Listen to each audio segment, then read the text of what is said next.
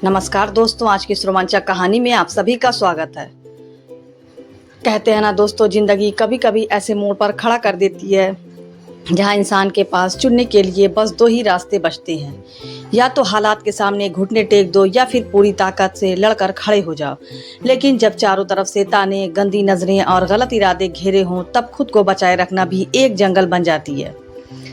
यह कहानी है एक ऐसी औरत की जो चाहती तो अपनी खूबसूरती और जवानी के दम पर एक दिन में हजारों रुपए कमा सकती थी, क्योंकि वह जितनी खूबसूरत थी उतनी ही जवान भी, और ऊपर से उसको रोकने वाला भी कोई नहीं था क्योंकि वह विधवा थी। लेकिन उसके दिल में सिर्फ एक ही ख्वाहिश थी, मेहनत और इज्जत की रोटी कमाना। चाहे इसके लिए कितनी भी मुश्किलें क्यों ना सहनी पड़े। उसका नाम सीमा था। उत्तर प्रदेश के कानपुर जिले के रहने वाली, जहां लोग एक दूसरे को जानते तो थे, लेकिन ज़रूरत के वक्त असली चेहरा दिखाने में भी देर नहीं करते। सीमा के पति राजेश एक ट्रक ड्राइवर थे।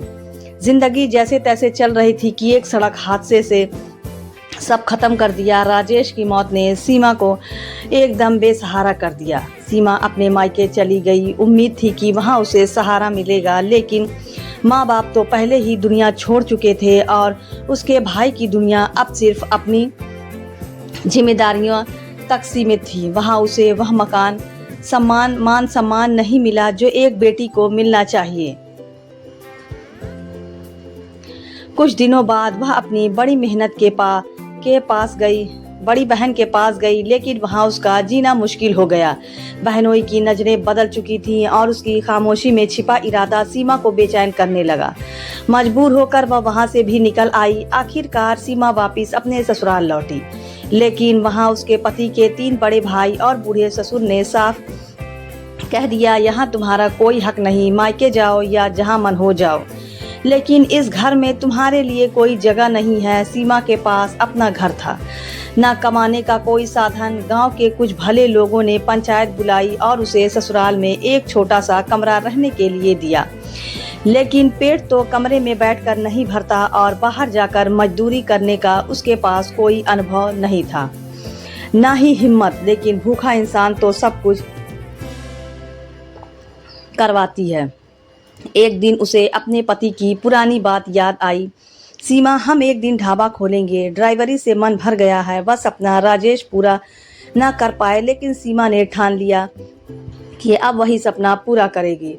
उसने घर में बचा हुआ थोड़ा आटा, सब्जी और बर्तन लिया, कुछ पूरी सब्जी बनाई, एक चटाई और 2-3 प्लेट लेकर गांव के किनारे से निकलने वाले हाईवे पर जा बैठी, जहां से रोज ट्रक की गाड़ियां गुजरती थीं। पर वहां बैठकर भी उसका दिल जोर जोर से धड़कता रहता था। कैसे किसी को आवाज दे, कैसे कहे कि वह खाना बेच रही है। काफी हिम्मत जुटाकर उसने एक ट्रक वाले को हाथ दिया। ट्रक रुका। ड्राइवर मुस्कुराकर बोला, क्या बात है मैडम? सीमा ने कहा, नाश्ता करोगे? और वह ड्राइवर हंसते हुए बोला, नाश्ता क्या, पूरा खाना खाऊंगा, आओ गाड़ी में बैठो। कितना लोगी? सीमा के हाथ से जैसे थाली गिरते गिरते बची। उसकी आंखों में आंसू आ गया, गला सूख गया। वह बोली, मैं पूरी सब्जी बेच रही हूँ, 20 रुपए की थाली है। लेकिन ड्राइवर अश्लील बातें कहते हुए गाड़ी भगा कर निकल गया। सीमा के हाथ में पूरी सब्जी की थाली अब कांप रही थी। उसने थाली एक तरफ रख दी और पेड़ के नीचे बैठकर फूट फूट कर रो पड़ी। क्या यही है दुनिया, जहां इज्जत से कमाना भी गुनाह बन जाता है? लेकिन दोस्तों, इस वक्त पीछे से आ रही एक दूसरी ट्रक रुकती है और वहीं से कहानी का असली मोड़ शुरू होता है। ट्रक रुकते ही उसमें एक से एक लंबा सा आदमी उतरा। चेहरे पर थकान तो थी, लेकिन आंखों में एक अजीब सी सच्चाई और अपनापन भी था। उसके पीछे एक कंडक्टर लड़का भी उतर आया। वह आदमी धीरे से सीमा के पास आया और बोला, बुरा ना मानो तो एक बात पूछूं, यह आपकी आंखें क्यों लाल हैं और यह खाना ऐसे ही रखा क्यों है? क्या हुआ? सीमा ने पहले तो कुछ नहीं कहा, सर झुका लिया, लेकिन जब उसने फिर नरमी से पूछा तो उसका गला भर आया। कुछ नहीं, बस किसी को खाना बेचने की कोशिश की थी। लेकिन उस आदमी का नाम विजय था। पैसे से ट्रक ड्राइवर और दिल से वह उन पुराने ज़माने के लोगों में से था जिनके लिए इज्जत और इंसानियत अभी भी मायने नहीं रखती थी। उसने बिना कुछ और पूछे कहा, कितने का देती हो? सीमा ने धीरे से जवाब दिया, 20 रुपए की थाली। विजय ने हंसते हुए कहा, तो 2 थालियां लगाओ, मुझे और मेरे साथी को, और जो बच्चे वह भी पैक कर दो। सीमा ने कांपते हाथों से खाना परोस दिया, पर दिल में डर था कि कहीं यह भी वही बातें न करे। लेकिन विजय और उसका साथी खाना खाते रहे, चुपचाप, बिना कोई गंदा इशारा किए। और जाते जाते विजय ने 100 रुपए थमा दिए। उस दिन सीमा को लगा जैसे किसी ने उसकी टूटी हुई हिम्मत को फिर से जोड़ दिया हो। अगले दिन उसने फिर खाना बनाया, लेकिन इस बार भी किसी को रोकने की हिम्मत नहीं हुई। 2 घंटे बाद दूर से वही ट्रक आता दिखा। विजय ट्रक से उतरने लगा। वो इस बार अकेला नहीं था, उसके साथ साथ 9 और ड्राइवर थे। आते ही उसने पूछा, आपका नाम क्या है? कल पूछना ही भूल गया था। सीमा ने धीरे से कहा, जी मेरा नाम सीमा है। फिर उस आदमी ने पूछा, आज क्या बनाया है? सीमा ने धीमे स्वर में कहा, वही पूरी सब्जी। तो जल्दी लगा दो, भूख लगी है, और बाकी पैक कर दो, सड़क पर और भी लोग हैं, वह भी ले जाएंगे। उस दिन सीमा का सारा खाना बिक गया। और जाते जाते विजय ने कहा, कल से और आइटम बनाना, ग्राहक बढ़ेंगे। और सुनो, ठेला चाहिए तुम्हें, मैं ले आऊँगा। सीमा की आंखों में फिर आंसू आ गए। आप इतना क्यों कर रहे हैं मेरे लिए? तो विजय ने बस इतना कहा, इज्जत से जीना चाहने वालों की मदद करनी चाहिए, एहसान नहीं होता बहन जी, यह तो इंसानियत है। दोस्तों, इसके बाद जैसे किस्मत ने करवट ली, विजय ने ठेला लगा कर दिया और सीमा हर दिन हाईवे पर आकर खाना बेचने लगी। ड्राइवर में उसकी चर्चा होने लगी कि वह तो इज्जत से पेट भरती है, गलत रास्ते पर नहीं जाती। लेकिन खुशियाँ ज़्यादा दिन टिकती कहाँ हैं। 4-6 महीने बाद वही लोग जो उसे घर से निकाल चुके थे, अब फिर से उसकी ज़िंदगी में जहर घोलने आ गए। गांव में खबर फैल चुकी थी कि सीमा अब हाईवे पर ढाबा लगाती है और ट्रक ड्राइवर उसके ग्राहक हैं। जिन लोगों ने कभी उसकी मदद का एक शब्द तक नहीं कहा, अब वही उसकी इज्जत पर उंगली उठाने लगे। एक शाम जब वह खाना बेचकर लौट रही थी, तभी उसके ससुराल के लोग दरवाजे पर खड़े मिले। सबसे बड़ा देवर ताना मारते हुए बोला, अरे वह बहुत बड़ी कमाई कर रही है, और वह भी ट्रक वालों के बीच। सीमा ने बिना कुछ कहे अंदर जाने की कोशिश की, लेकिन सास ससुर की जगह अब देवर देवरानी ही उसकी किस्मत के फैसले सुनाने वाले थे। तू परिवार की इज्जत बेच रही है बहू, अगर पैसे ही कमाने हैं तो गांव के बगल में क्यों कहीं और जाकर कमा, सबको पता है तू हाईवे पर क्या करती है।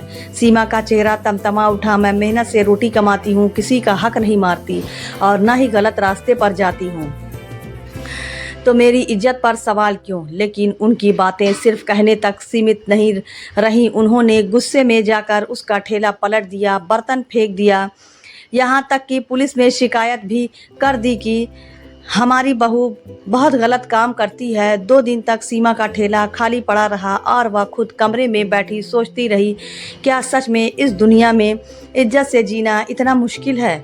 क्या मेहनत करने वालों को हमेशा शक की नज़र से ही देखा जाएगा? तीसरे दिन उसने ठान लिया कि अब जो भी होगा विजय को सच बताएंगे। वह खाली थैला लेकर हाईवे पहुंची। दूर से ही विजय का ट्रक दिखा। जैसे ही ट्रक उसके पास आकर रुका, सीमा खुद को रोक नहीं पाई, उसकी आंखें भर आई और वह वहीं खड़ी होकर रो पड़ी। विजय ने चिंता से पूछा, सीमा जी क्या हुआ? 3 दिन से नजर नहीं आई और आज ठेला भी खाली है। सीमा ने सब कुछ बता दिया, देवर के ताने, ठेला पलटना, पुलिस की गालियां और वह झूठी बातें कि वह विजय के ट्रक में रातें बिताती है। वह कांपते हुए बोली, तुम बताओ, क्या मैंने कभी तुम्हारे साथ गलत किया है? क्या तुमने मुझे कभी गलत छुआ? तो फिर लोग क्यों मेरी इज्जत के पीछे पड़े हैं? विजय का चेहरा साफ हो गया। बहन जी अब यहाँ काम मत करो, मैं तुम्हारे लिए एक दूसरी जगह ढाबा लगाऊंगा जहाँ यह लोग कभी पहुँच ना पाएंगे। विजय ने उसी समय ठान लिया कि सीमा को इस जहर भरे माहौल से दूर ले जाना है। 2-3 दिन का वक्त तो सीमा जी मैं सब इंतजाम कर देता हूँ, उसने कहा और ट्रक में बैठकर चला गया। सीमा के लिए वह 3 दिन बहुत भारी थे। न ठेला लगाया, न 1 रुपया कमाया, बस कमरे में बैठी सोचती रही कि कहीं यह भी सिर्फ कहने के लिए तो नहीं बोला। लेकिन दिल के किसी कोने में उसे यकीन था, विजय अलग है, वह धोखा नहीं देगा। तीसरे दिन शाम को हाईवे पर वह ट्रक फिर आकर रुका। वह उतरा और बोला, चलो बहन जी, अब से तुम्हारा ठेला यहाँ नहीं लगेगा। सीमा हैरान थी, तो फिर कहाँ? करनाल में हाईवे के पास एक बंद पड़ा ढाबा है, मालिक से बात हो गई है, अब वह तुम्हारा है, बस तुम चलकर देख लो। विजय ने मुस्कुराते हुए कहा। सीमा की आंखें भर आई। मैं कैसे धन्यवाद कहूँ समझ नहीं पा रही हूँ। अगर तुम ना होते तो शायद। विजय ने बात काट दी। धन्यवाद का वक्त तब आएगा जब तुम्हारा ढाबा चल निकलेगा। दोस्तों, अगले ही दिन विजय अपने साथियों के साथ सीमा का ठेला, बर्तन, राशन सब ट्रक में लाद कर करनाल ले गया। ढाबा थोड़ा टूटा फूटा था, लेकिन विजय और उसके दोस्त ने मिलकर सफाई की, मरम्मत की और 2-3 दिन बाद वहां चूल्हा जल उठा। शुरुआत में ग्राहक कम थे, लेकिन विजय ने अपने ट्रक ड्राइवर दोस्तों को खबर दी कि अब खाना करनाल में मिलेगा, वहीं वाली बहन जी का ठेला है। धीरे धीरे ढाबा चल निकला। कुछ लड़के भी काम पर रख लिए गए। बस एक फर्क था, यह जगह विजय के रूट से थोड़ी दूर थी, करीब 30 से 40 किलोमीटर। इसलिए वह हर दिन नहीं आ पाता था। पहले 10-15 दिन रोज आया, फिर महीने में 1-2 बार आने लगा। लेकिन फिर एक दिन अचानक विजय आना बंद हो गया, फोन भी बंद। हफ्ते फिर महीने बीत गए। सीमा हर दिन सोचती, कहीं शादी तो नहीं कर ली, या गांव लौट गया, या कुछ और हुआ। वह खोजने भी नहीं जा सकती थी, क्योंकि उसे विजय का गांव तक नहीं पता था। बस इतना जानती थी कि वह बिहार का है। 1 साल यूं ही गुजर गया और फिर एक दिन ढाबे पर एक अजनबी आया और बोला, क्या आप विजय को जानती हैं? सीमा के दिल की धड़कन तेज हो गई। हाँ, कहाँ है वो? वो आदमी धीमी आवाज में बोला, वह जेल में है। सीमा का दिल जैसे किसी ने मुट्ठी में जकड़ लिया हो। उसने दबी आवाज में पूछा, जेल में क्यों? क्या किया उसने? आदमी ने नजरें झुका ली। कहते हैं उसने अपने गांव में पड़ोसन के साथ गलत काम किया और उसी ने केस करवा दिया। सीमा की आंखों में गुस्सा और दुख एक साथ उतर आया।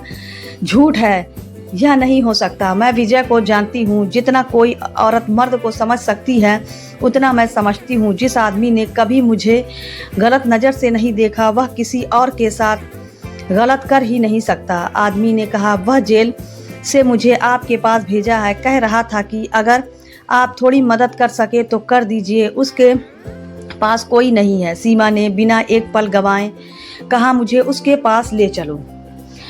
अभी दोस्तों, वह इस वक्त बिहार के दरभंगा पहुंची, जहां विजय जेल में था। मुलाकात के समय जब विजय ने उसे देखा, उसकी आंखें भर आई। सीमा, मैंने कुछ नहीं किया, कसम से मुझे फंसाया गया है, विजय ने टूटती आवाज में कहा। सीमा ने उसका हाथ पकड़कर कहा, मुझे तुम्हारी कसम पे भरोसा है। मैं जानती हूँ तुम निर्दोष हो। तुम चिंता मत करो, मैं तुम्हें यहाँ से निकालूंगी।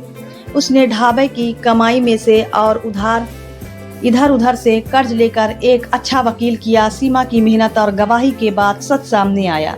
पड़ोसन ने बदला लेने के लिए झूठा आरोप लगाया था। विजय बरी हो गया। जिस दिन विजय जेल से बाहर आया, सीमा दरवाजे पर खड़ी थी। जैसे ही उसने विजय को देखा, वह दौड़कर उसके गले लग गई और रोते हुए बोली, मुझे पता था तुम गलत हो ही नहीं सकते।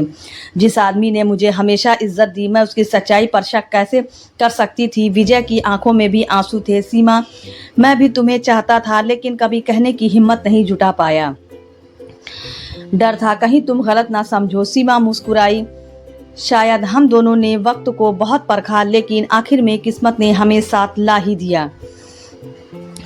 आज सीमा और विजय पति पत्नी बनकर इस ढाबे को चला रहे हैं। वहां आने वाला हर ड्राइवर, हर यात्री उनकी कहानी सुनकर कहता है, यह सिर्फ ढाबा नहीं, इज्जत और भरोसे का घर है। तो दोस्तों, इस कहानी से हमें यह सीख मिलती है कि अगर इरादा सच्चा हो और नीयत साफ हो, तो चाहे पूरी दुनिया आपके खिलाफ हो जाए, एक दिशा ज़रूर होती है और भरोसा अपना घर ढूंढ ही लेता है। अब मैं आपसे पूछना चाहता हूँ, अगर आप सीमा की जगह होते और दुनिया आपके बारे में झूठी बातें फैलाती, तो क्या आप भी हार मान लेते या फिर सीमा की तरह डट कर खड़े रहते? कमेंट में ज़रूर बताइएगा। और अगर इस कहानी ने आपके दिल को छुआ है तो इसे लाइक करें। कमेंट में बताएं कि आपको इस कहानी का कौन सा हिस्सा सबसे ज़्यादा अच्छा लगा। तो दोस्तों, यह थी हमारी आज की कहानी। अगर आपको पसंद आए तो लाइक कर दें और हमारे चैनल को भी सब्सक्राइब कर लें। मिलते हैं अगली वीडियो में, तब तक के लिए धन्यवाद।